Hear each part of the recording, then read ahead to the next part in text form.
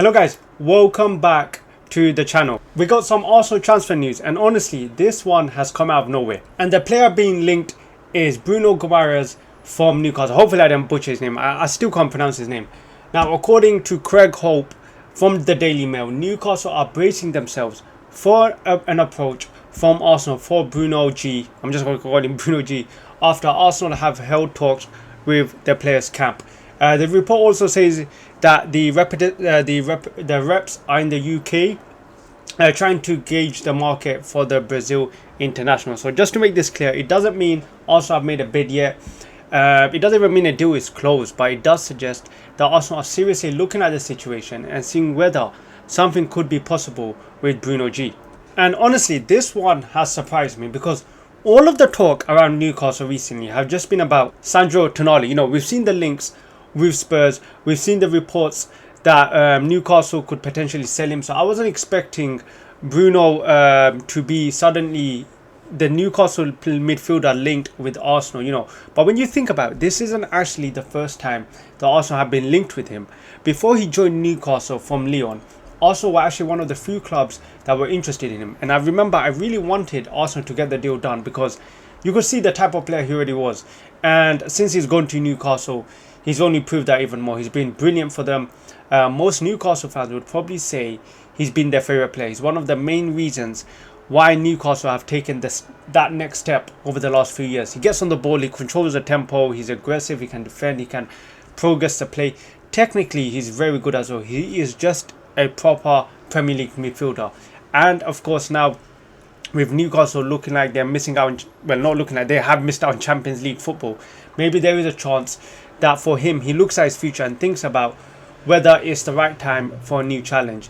Now, from an Arsenal point of view, the question is, for me personally, would I take him? Yes, 100% I would take him. This is a signing I would 100% take at Arsenal. I'm not saying it's easy, and it's not going to be a cheap deal.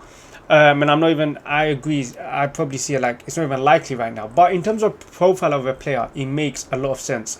It's been widely reported that Arsenal are looking for another midfielder this summer. Someone who can play as a number 6, someone who can play as a number 8 as well, stroke.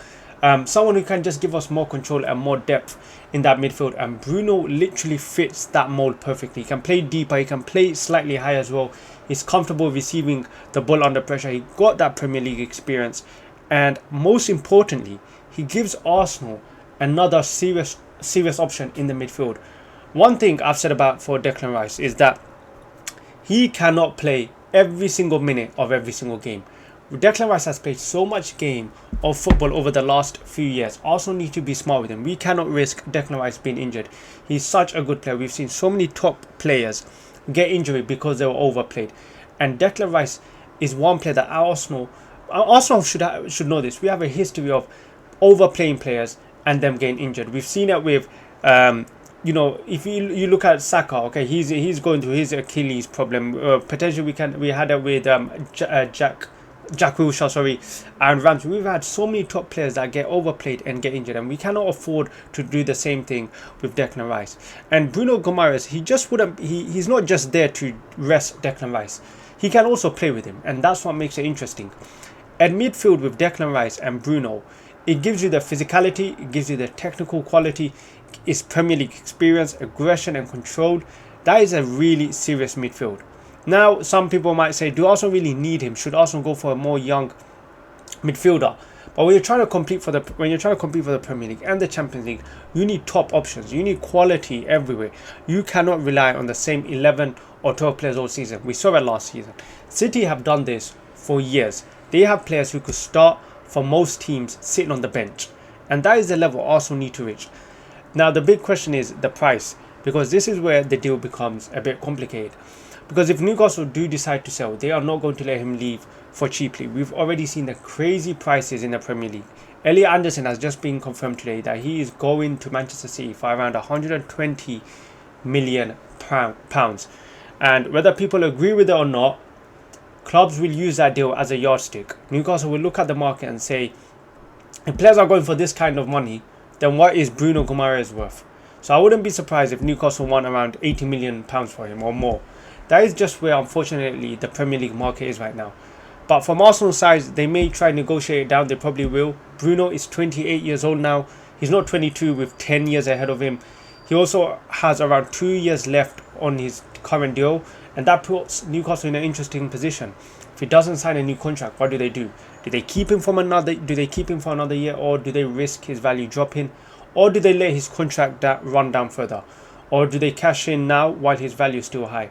That is the kind of decision clubs have to make, because Bruno Guimaraes is a huge asset, and if you're Newcastle, you do not want to lose control of that situation. But at the same time, would they really let go of Tonali and Bruno go? That would be a huge blow for Newcastle. Losing one of them is already difficult. They've lost Gordon already, and losing both would completely change the midfield. So that's another reason why I'm not getting so excited with this deal right away. At this moment, it sounds like it's just initial discussions. Arsenal are just exploring the situation. The players camp are aware of the interest, and Newcastle are bracing themselves for a possible approach. That is different, of course, from saying a deal is on the table or a deal is close. I don't know why I'm saying it now. I do apologize if you can hear the fan. It is so hot in the UK, guys. So hot. So I apologize if you can hear the fan. But yeah, back to the video. Also think, for now, I would say this is one to watch. Also think because of the World Cup, we probably wouldn't see any major movement on this immediately. A lot of these deals might slow down while the tournament is going on, and then probably pick up properly afterwards. But if Arsenal are really looking at him, I understand that he's a Premier League proven player. He can play as a 6 or an 8. He's excellent on the ball. He has experience, and he would give Arsenal another top level midfielder who can help us compete on all fronts. Would I pay £80 million for him? That's where it becomes difficult. If the fee is too high, Arsenal have to be careful. But if there is a deal to be done at a sensible price, I would definitely be happy with this signing. But for me, he is a top player. He helps improve Arsenal. And if we are serious about staying at the top, these are the kind of players you have to look at. But yes, guys, most importantly, let me know what you guys think. Would you take Bruno Guimaraes at Arsenal? Would you pay the big money for him? And do you think Newcastle would actually let him go? Let me know in the comments. Because like I said, this has come out of nowhere, and I would 100% take him at Arsenal. He's always been one of those players that always used to rattle me every time. You know, I don't know, he just used to always get under my skin. So I would love just for him to be able to do that for us against another club. But yeah, I guess we're just going to have to wait and see. Let me know in the comments what you think about this deal. Just a quick one. I'm seeing a lot of talk about Nwaneri potentially leaving Arsenal. I haven't made a video on it just as a standalone, but I'm hoping it's wrong. Honestly, I'm hoping it's wrong. I hope Ethan Nwaneri doesn't leave Arsenal. I don't know, I had to talk about it, but I just feel like he does. I'm just seeing it too much now. And I just hope there's not... I don't know, guys. I really don't know. I just hope he doesn't leave Arsenal. Yeah, I don't know what's just happened. I just went on a tangent. But yeah, let me know what you guys think. If you enjoyed the video, hit that like button. Subscribe if you're new. And I'll see you in the next one.